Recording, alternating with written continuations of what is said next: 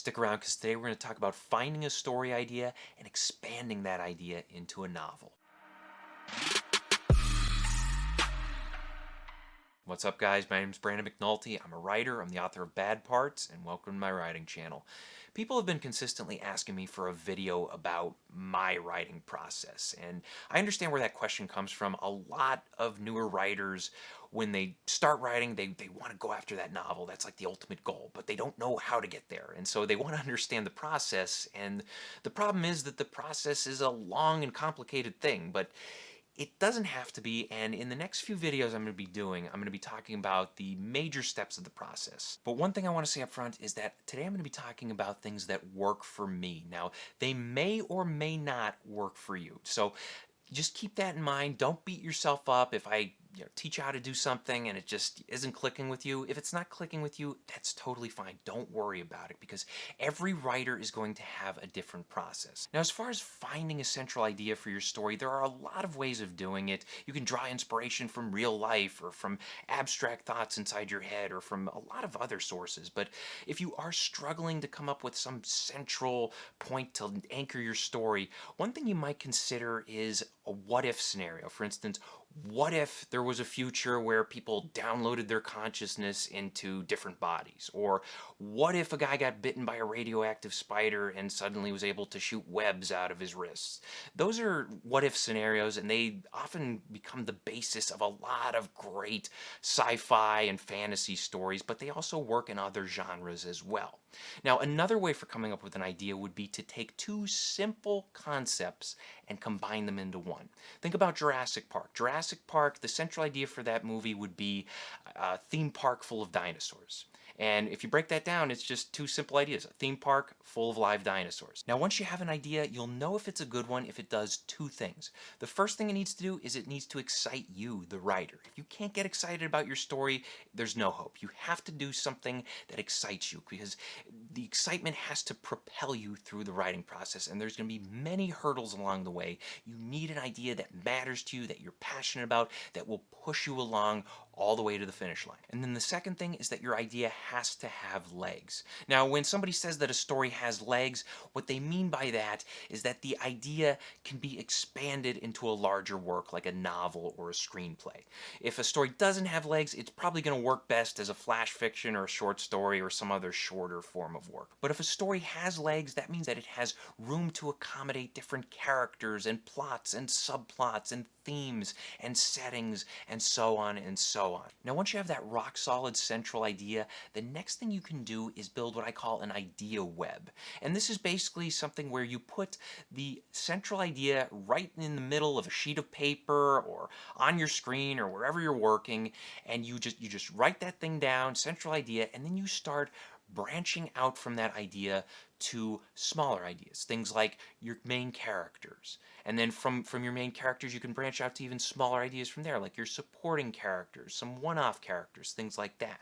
And then you go back to your central idea and you ask yourself, okay, well, what about my main plot? Can I branch out to that? And what could be going on in that main plot?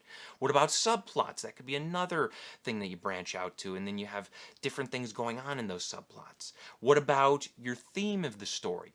How does that factor into things? And does the theme connect back to maybe your characters or your main plot or your subplots or whatever? What about your setting? How does the setting factor into things? Does it connect to the other parts of the web? And so on and so on. Now, you can think of this as a web or a solar system. Whatever you think of it as, you want to have that central idea and you want to be building different ideas around that and connecting them back. That connection is so important because if you're connecting ideas, you are building something that has more cohesiveness, it makes sense, and it rings true to the reader. You want those kind of things in a larger work, and this can also help you stay focused. If you don't go to the effort of connecting your ideas before you start the drafting process, you run the risk of burning out after 20 or 40 pages. This happens a lot if you just take an idea and run with it, and then you eventually hit a wall and you're not sure where to go beyond that. Now, how about we do an example that can illustrate how this idea web can work? We'll take a look at Jurassic Park. And the central idea of Jurassic Park is that there is a theme park full of live dinosaurs. Now, from that central idea, we can expand outward, we can brainstorm, and we can think about other elements of this story. We can think about things like the main cast of characters. What types of characters would be in this story? Probably some scientists, some paleontologists, some businessmen who are running the park. And from those main characters, we might also branch out a little more and get some supporting characters in there. Maybe something like the grandchildren of the owner of the park, or the employees of the park, things like that. From there, we might ask ourselves the question, okay, well, what about the setting? We already know it's a theme park full of dinosaurs, so we got that much down, but there's got to be a little more to the setting, right? There has to be.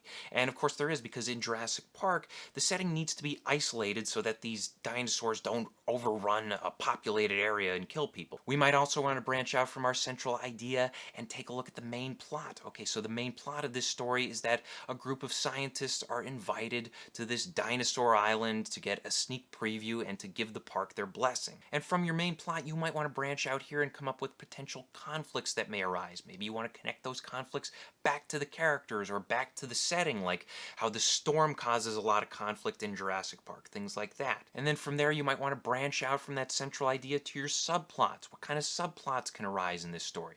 Maybe there's a subplot where a grumpy old man has to learn to appreciate children. Maybe there's a subplot where one of the employees of the park happens to backstab the owner and steal the dinosaur DNA and try to sell it for money. And then you might branch out from that central idea and look at your theme. One of the central themes of Jurassic Park is, should humans be playing God? As you can see, if you build a web and you throw out some different ideas and you draw lines between them and you see where different things connect and how you can have your themes connecting back to your characters and your setting can connect to your main plot and your subplots can connect to the setting and so on and so on.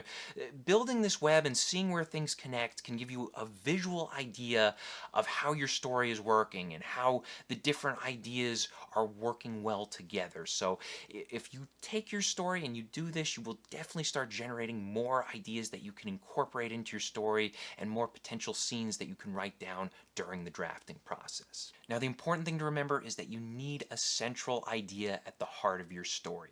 If you don't have one, you can always try what-if scenarios, or you can combine two simple ideas to get a complex, interesting idea. And you'll know that your idea is a good one if it excites you and if it has legs, meaning that it can be expanded out into a larger work like a novel or a screenplay. And once you do have that great idea in place, make sure you put it at the center of your idea web and start building as many connections to the different elements of your story, as many connections as you can. So I hope this helps. Question of the day: once you have an idea in place, what is the first thing you do? Do you jump right into the drafting process, or do you start doing some brainstorming? Let us know in the comments section below. Thank you guys for watching. If you want to support the channel, please pick up a copy of Bad Parts if you haven't already. Also, be sure to check out my other videos, hit the like and subscribe buttons for me, share this video with a friend if you don't mind, and as always, remember to keep on writing.